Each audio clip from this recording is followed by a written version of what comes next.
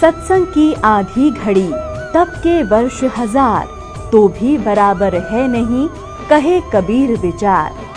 कपड़े बुनते थे, जो भी कुछ आ जाता था अपना परिवार पोषण के लिए जो रख के, बाकी भंडारा भोजन सत्संग करते थे, वहाँ भंडारा करवा देते थे।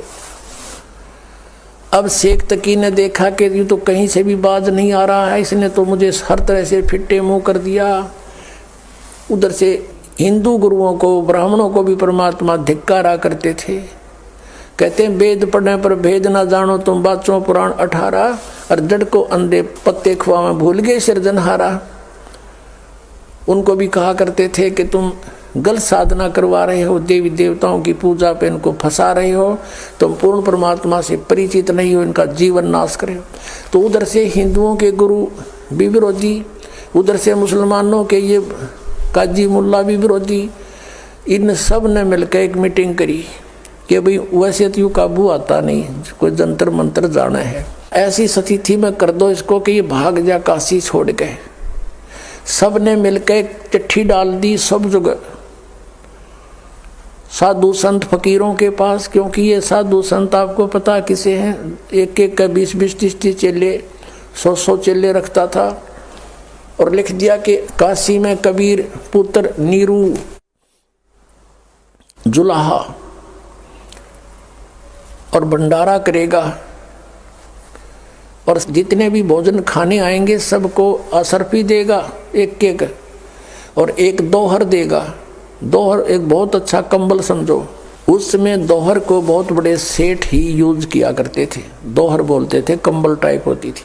तो सब जगह चिट्ठी भेज दी। और ये लालची गुरु सब शिष्यों को साथ ले आए कि चलो, क्योंकि शेष रोटी खाओगे एक समय तो सबको एक एक असरफी मिल जाएगी, मोहर सोने की, और साथ में एक दोहर मिलेगी, और गुरु जी के पास जमा होंगी, हम उनको बेचकर फिर अपना गुजारा करेंगे। इस दृष्टिकोण से सभी अपने शिष्यों को सब ले लेकर आगे 18 लाख व्यक्ति काशी में प्रवेश हो गए। सुबह सुबह रविदास जी जो कबीर परमेश्वर जी के अधिक साथ रहते थे, आदरणीय रविदास साहिब जी जो उनके घनिष्ठ शिष्य भी थे और बहुत निकट से रहते थे, सुबह सुबह गए घूमने को, देखा, पूछा भाई इतनी जनता कैसे आई है। सभी ने बताया कि तुम काशी वालों कौन सी दुनिया में फिर रहे हो, सभी पूछ रहे हो कहाँ से आए हो, किसके आए हो। अरे तुम्हें नहीं मालूम कि एक काशी में कबीर नाम का दुल्हा है, और उसने हमें आमंत्रित किया है, 3 दिन का भंडारा है यहाँ पर। रविदास जी ने सोचा भाई मेरे साथ तो कभी जिक्र हुआ नहीं, भगवान ने कोई जिक्र नहीं किया, ये क्या चक्कर है। रविदास जी ने पूछा कि भी क्या तुम्हारे पास कोई पत्तर चिट्ठी गई है। कहाँ? सब ने दिखाई हुआ चिट्ठी कि देखो। रविदास जी गए थे फ्रेश होने, सुबह सुबह बाहर निकले थे, वापस आगे किसी फ्रेश होते कि न तो काम बिगाड़ दिया, झूठी चिट्ठी डाल रखी है। तो आके कहा कि भगवान आज तो काशी छूटेगी अपनी, ये नगर त्यागना पड़ेगा। कबीर परमेश्वर तो अंतर्यामी थे, फिर भी लीला करते थे। क्या हो गया भक्त, क्या हो गया महात्मा, क्या हो गया ऐसा। हे भगवान बाहर देखो, वहाँ 18 लाख व्यक्ति आए हुए हैं, साधु संत सबके पास चिट्ठी है कि कबीर भंडारा करेगा, 3 दिन भंडारा चलेगा और सबको असरफी देगा प्रत्येक डाइट पे। शाम ने खाओगे शाम न अलग से, सुबह खाओगे सुबह अलग से, और एक एक दोहर देगा। इस कारण से लालच में दुनिया आ गई महाराज। कबीर साहब कहने लगे ऐसे कर रविदास, अंदर से कुंडी ला ले और बैठ जा। अंबार नहीं निकला आज, और भाई रात होने दे, रात के समय मैं निकल जाऊंगा, अपने बच्चों को लेकर बाहर चला जाऊंगा, अपने माता पिता को लेकर के। अब रविदास जी वो बैठ गए कबीर जी, और कहा माला ले हाथ में, कराएंगे अर्धधनी से, सुनेगा अपनी भी, आपत्ति न टालेंगे वही। अब उधर से परमात्मा ने दूसरा रूप बनाया, वहाँ तो रविदास जी के पास कुटिया में बैठे, पहुँच गए सतलोक में, और पहले ही टेलीफोन कर दिया था कि तैयार करो, ये तो नकली लोक है, यहाँ पर तो इतने व्यक्तियों का आसपास के 20 शहरों से लिया तो भी पूरा ना पट्टे। सतलोक में गए परमात्मा अपने सचखंड में, और वहाँ फ़ोन कर दिया था कि मैं आ रहा हूँ तैयार करो। कहते हैं असंख्य बैलों के ऊपर सामान बना बनाया धर दिया, जलेबी, लाडू, कचौड़ी, पकौड़ी, दही, बड़े और दोहर मोहर ठोक दी सब में। और वहीं से परमात्मा ने उन्हीं हंसों के बैल बनाए और उन्हीं से साथ में बंजारे बनाए। एक केशव नाम बंजारा रूप में बनकर अपना केशव नाम रखा परमेश्वर ने। और बंजारे होते थे पहले व्यापारी लोग, क्या करते थे, बैलों के ऊपर जैसे गधे को वह थैला डालते हैं बोरा, ऐसे थैला रख करके ट्रांसपोर्ट करा करते थे माल को, बेचने जाते थे किसी मंडी से लेकर दूसरी मंडी में। सड़कें थी नहीं, जंगलों से गुजरना होता था, सिंगल से बैल आगे पीछे एक दूसरे के लेकर और जाते। उनको बंजारा बिजनेसमैन कहा करते थे, बंजारा। तो ऐसे 9 लाख बैलों के ऊपर सामान भर लिया और साथ में कुछ सतलोक से आत्मा आई थी, वो बंजारे यानी उनके सेवादार रूप में आगे हंस। अब वो बैल जब चल रहे थे और वो बंजारे साथ में चल रहे थे, केसो भी चल रहा था, तो वो जमीन से 6 इंच ऊपर कदम रख रहे थे, जमीन पर नहीं रख रहे थे। लेकिन उस समय कौन देखा था, उसने सबने जलेबी दिखे थी। अब परमात्मा ने टेंट लगवा दिए, केशव रूप में आकर के टेंट लगवा दिए। टेंटों में सारा सामान अनलोड करवा दिया, पाल की पाल पड़ी, पूरियों की तो जलेबियों की, लाडुओं की, कचौड़ियों की, और ताजे कति जैसे अभी निकल कर आए हो। अब क्या होता है, एक चिट्ठी उन्होंने शेख तकी के कहने से सिकंदर लोधी को भी भेज दी थी कि कबीर जी भंडारा कर रहे हैं, आप मेरे शिष्य हो, आप अवश्य आइयो, हम भंडारा कर रहे हैं। शेख तकी से कहा सिकंदर लोधी ने कि ऐसे ऐसे कबीर जी कोई भंडारा कर रहे हैं, मुझे निमंत्रण मिला है। शेख तकी कहता मुझे भी मिला है, मैं भी चलूँगा। कहो चलो चलते आगे। अब शेख तकी ने सोचा था वो भाग गया होगा, कबीर तो छोड़ गया काशी को, और लोग उसको गाली दे रहे होंगे, झूठा था, कपटी था, चिट्ठी डाल दिया, पाया नहीं। अब शेख तकी और सिकंदर लोधी ने आकर देखा, वो देखा भंडारा सरोवर है और खाम और जय जयकार करें, जय हो कबीर जी की, जय हो कबीर जी की। ऐसा भोजन कभी देखा ना सुना, और सब अपना गुणगान कर रहे हैं। शेख तकी तो कलेजा पकड़ कर बैठ गया एक तरफ, अकियो तो यहाँ भी रोक काट दिया इसने, यहाँ भी ढूंढा ठा रखा, भंडारा चल रहा है, ये लाया कहाँ से।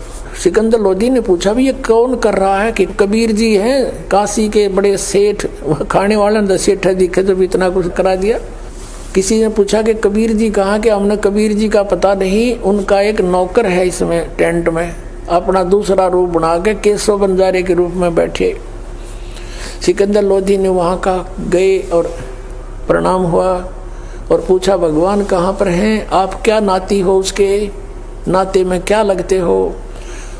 केशव रूप में विराजमान परमात्मा ने कहा कि वो मेरा पगड़ी बदल यार है, मेरा फ्रेंड है, मेरा मित्र है, और मेरे पास एक पत्र गया था उनका कि एक छोटा सा भंडारा करना है और कुछ सामान लेते आइएगा। तो मैं उनका मित्र हूँ, मैं बिजनेसमैन हूँ, बंजारा हूँ, और ये सामान मैं उनके आदेश से लेकर आया हूँ, और ये भंडारा इसलिए चल रहा है। अब शेख तकी तैनू का एक छोटे से भंडारे का सामान है, तो 18 लाख आदमी एट ए टाइम एक बार खा रहे हैं, और एक एक को 2 हर असरफी दी जा रही है सोने की एक, जैसे एक असरफी 10 ग्राम की 1 तोले की होती थी, आज 1 तोला लगभग मेरे ख्याल में 30,000 का हो रहा होगा। और एक वो दौर था, आज मेरे ख्याल में 10,000 में ना मिल रहा है, इस टाइप का कंबल था। और वो एक एक प्रत्येक भोजन पर डाइट पर दे रहे हैं। शेख तकी तो बैठ गया कोने में जाके एक तरफ, देखा नहीं गया उस पर। अब सिकंदर लोधी ने पूछा कि कहाँ है भगवान, मैं उनके दर्शन करना चाहता हूँ, वो क्यों नहीं आए यहाँ पर। केशव रूप में परमात्मा कहते हैं उनका दास जो बैठा है, उनको क्या आवश्यकता आने की, आ जाएंगे जब उनका दिल करेगा, वो तो शहंशाह है, मालिक है। अब सिकंदर लोधी पर रुका नहीं गया, घर का पता करके वहीं पहुंच गए कुटिया पे, और जाके दरवाजा खटखटाया। अब रविदास जी कहने लगे भगवान लगता है इन्होंने ढूंढ लिया आपा, और ये आगे दरवाज़ा खटखटा दिया। कबीर जी बोले बोला मत, दरवाज़ा मत खोलना, चले जाएंगे गाली गुली देकर। तब आवाज़ आई सिकंदर लोधी की कि हे परवरदिगार दरवाज़ा खोलियो, आपका दास सिकंदर आया है दिल्ली से, आपके दर्शन करना चाहता है। तब परमात्मा ने अंदर से कहा कि राजन मैं बाहर नहीं निकलूँगा, इन्होंने हद पार कर दी है, मुझ गरीब के साथ इन्होंने बहुत जुल्म कर दिया है। मेरे पास तो शाम का आटा मुश्किल से होता है, परिवार का कपड़ा बुनकर अपने परिवार की सुध रखता हूँ, और मेरे सामने इन्होंने ऐसी आफत पैदा कर दी है। भगवान मैं रात को यहाँ से निकल जाऊँगा छोड़कर इस नगरी को। अब सिकंदर लोधी कहता है कि परवरदिगार दास ने पहचान लिया है आपको, आप किसी और को बहका सकते हो, एक बार दरवाज़ा खोलो प्रभु, आपके दर्शन तो कर लो। आप देखिए वहाँ चल के भंडारा आपने रंग ला रखे हैं, सभी आपकी जय जयकार कर रहे हैं, आपके दर्शनों के लिए उतावले हो रहे हैं कि कौन है वो परमेश्वर, कौन है वो महान आत्मा जिसने इतना अच्छा भोजन प्रबंध कर रखा है। तब परमेश्वर ने कहा रविदास खोल दे भाई। दरवाज़ा खोल दिया गया। सिकंदर लोधी ने मुकुट समेत दंडवत प्रणाम किया और कहा परवरदिगार मुझ दास के साथ एक बार चलो, हाथी पर बैठकर दर्शन दो पुण्यात्माओं को जो आपकी इंतजार कर रहे हैं, खाना खा रहे हैं, जय जयकार आपकी हो रही है पूरे शहर के अंदर। तब कबीर परमात्मा बाहर निकले, रविदास जी से कहा कि अब चलेंगे भक्त। जो ही कबीर परमेश्वर जी बाहर आए कुटिया से, आसमान से फूलों की वर्षा होने लगी। बोलो कबीर परमेश्वर जी की जय हो। सिकंदर लोधी ने क्या किया, हाथी साथ लेकर गया था। वहाँ पर हाथी के जो कैबिन होती थी ऊपर, उसको अंबारी बोलते थे, उसके चारों गेट खोल दिए, ऊपर को रख दिए उसके खिड़के छत पर। कबीर जी को बैठा लिया साथ में। रविदास जी चौर कर रहे थे कबीर परमेश्वर पर। जब बाहर निकले, सिकंदर लोधी ने कहा कि भक्त हे महात्मा जी, आप तो रोज़ सेवा करते हो मालिक की, मुझे सेवा दे दो। चंवर ले लिया, परमात्मा को आगे बैठा लिया, रविदास जी भी साथ बैठा लिए, और हाथी पर बैठकर सिकंदर लोधी उस मालिक पर चंवर करता हुआ उस भंडारे में प्रवेश कर जाते हैं। और कोई पूछता है कि कबीर कौन सा इनमें, कि जिस पे ये सिकंदर लोधी चंवर कर रहा है ये है वो कबीर जी। सारी जनता वाले नागरिक भी सब जानते ही थे, तो सब ने जय जयकार की। पूरे भंडारे में घूमकर फिर वहाँ से केशव रूप में परमात्मा जिस टेंट में बैठे थे वहाँ से एक सेवक भेजा कि प्रभु को कहो यहाँ आ जाए, दर्शन दे हमारे को। उसने जाकर करबद्ध होकर कहा कि भगवान आपको, आपका मित्र केशव टेंट में आपको याद कर रहा है। परमात्मा नीचे उतरे, सिकंदर लोधी भी, रविदास जी सब आकर के टेंट में। जो ही कबीर जी प्रवेश किया, अपने आप एक तख्त बिछ गया, उसके ऊपर सुंदर आसन, सामने देखते देखते ऐसे बिछन लग रहा, हीरे पन्नों से जड़े हुए वस्त्र आ गए, और कबीर परमात्मा बैठ गए जच के उसके बीच में। अब टेंट को उठा दिया ऊपर, चारों तरफ से खुला कर दिया जिसमें मालिक बैठे थे, और 24 घंटे तक परमात्मा ने सत्संग किया, आपस में गोष्ठी की। उन करा था परमात्मा के साथ जुल्म कि यूँ भाग जाएगा। अब परमात्मा ने चाहो थे कि भाई इकट्ठे हो जा, मैं कुछ ज्ञान सुना दूँ, ये मुझे पहचान ले मेरे बच्चे। वो वही हुआ जो मालिक ने चाहा था। केशव प्रसन्न करता है कि हे परमात्मा, आप इतने सुंदर देश को छोड़कर यहाँ क्यों आ गए इस गंदे लोक में? आप इनका हित चाहते हो, ये आपके पत्थर मार रहे हैं, आपकी बेइज्जती कर रहे हैं, आपको मारना चाहते। तब परमेश्वर ने कहा कि केशव तुम मेरे दुख को नहीं जानता, ये सभी मेरे बच्चे हैं। काल ने इनको दो बना दिया, हिंदू और मुसलमान, ताकि ये लड़ते मरते रहे, और जिसके बच्चे दुखी हो वो पिता सुखी नहीं हो सकता। मैं इसलिए आया हूँ कि ये किसी तरह मुझे पहचान लें, ये मुझे जान लें और उस सुख को महसूस करें जहाँ से ये भंडारा आया है। वहाँ सदा भरे भरे भंडार रहते हैं, हरे भरे फूल रहते हैं, ये भंडार सदा वहाँ पर चलते हैं, बगैर काम किए वहाँ मिलते हैं। उसको छोड़कर यहाँ आगे इस काल के साथ में ये प्रश्न करता है, केशव के रूप में उत्तर देते हैं कबीर परमात्मा खड़े होकर के, लाखों की संख्या में परमात्मा कैसे सो गए वहां पर सुनकर मालिक की महिमा को। बोलो कबीर परमेश्वर जी की जय हो।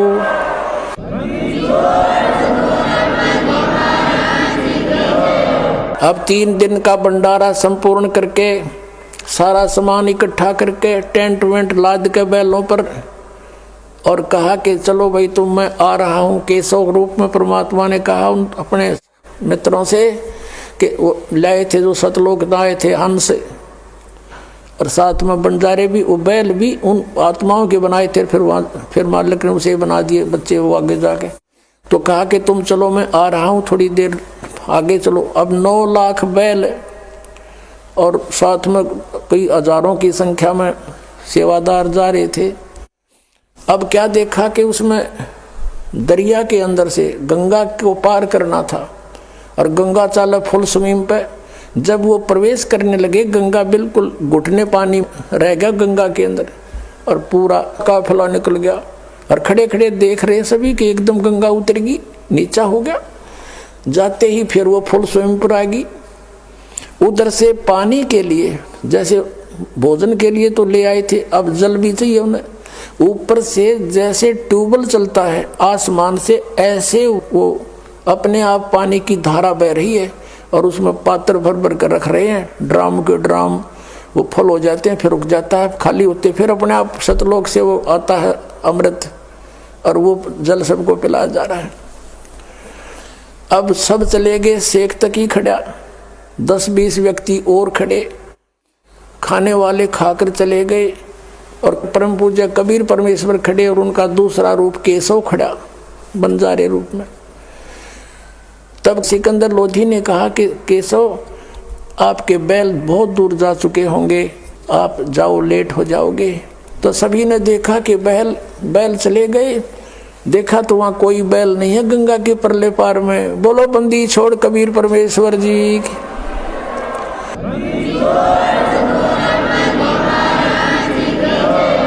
अब उधर से क्या किया कि जो केशव रूप में खड़े थे दूसरे रूप में देखते ही देखते केशव वाला रूप कबीर परमेश्वर में समा गए, अकेले कबीर परमेश्वर रह गए। बोलो बंदी छोड़ कबीर परमेश्वर जी की जय हो।